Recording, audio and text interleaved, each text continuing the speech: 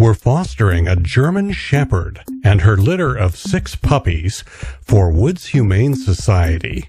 And since I've got a lot of G-scale model train equipment at my house, I thought it would be interesting to see how the puppies reacted to seeing the trains in action. I set up a simple oval track on our patio, and at first they didn't pay much attention to it. One pup was busy eating, and the other 5 were busy playing on the lawn. But pretty soon, the train started to catch their attention, and that's when all the fun began.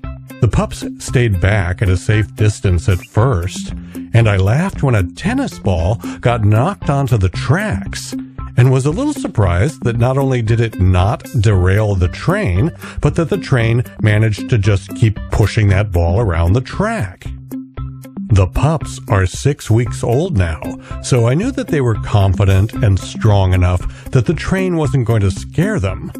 And this Pico brand track cleaning locomotive is lightweight and operates with such little energy that it poses no threat to the pups, even if one stands right in front of it and there's a crash, which, believe me, is going to happen eventually.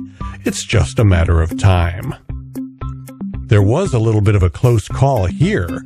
Mama Dog was straddling the tracks, but she did it just right, and the train went under her like she was a bridge.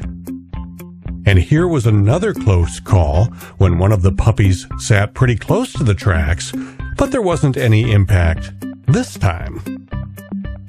After I moved the tennis ball out from in front of the train, we had our first real collision.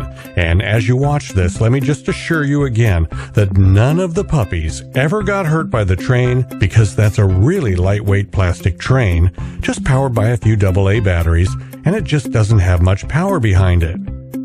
So here we go with our first real puppy versus train incident. It certainly got the puppy's attention, but believe me, it was an insignificant impact. It really is a very lightweight train. Now let's do a little montage of a few other collisions and a few close calls.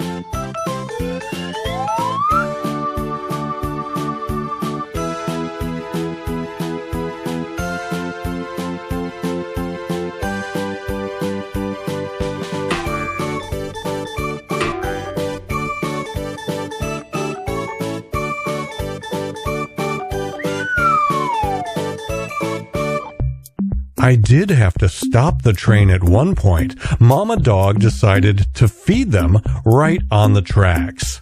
But other than this one little break from running the train, the puppies had quite a bit of time to get used to that little lightweight train running on the tracks, and they figured out that the path of the train is very predictable and how to stay out of its way. They actually lost interest after a while and pretty much just ignored the train from a safe distance. So I decided to take things to a new level. I figured they'd probably find it hard to ignore a train that actually made realistic train sounds. I got out one of my Pico steam locomotives that has fantastic digital sound effects built into it. It's controlled via Wi-Fi from an Android tablet, and I had my wife handle that part while I did the camera work. Those chugging sounds that this locomotive makes and the realistic steam train whistle definitely got the attention of a couple of the pups, especially the big round white one we call Snowball, who seemed particularly interested in following this train around and seeing what it was all about. But by this point, all the pups knew not to get in front of the train, and we really didn't have any crashes, only a few close flybys. No pups were in any danger or were harmed in any way in making this video. I would never do that to a puppy, and no trains were damaged either. We'll have the pups for about a week and a half more before we head out on our next cruise. The pups are doing well on solid food, but still nursing from mom too. But by the time we turn them back over to Woods Humane Society so that they can be adopted out, they will be fully weaned. Hit the thumbs up button if you got a smile out of watching this video, and leave a comment about which you think is more fun, puppies or model trains.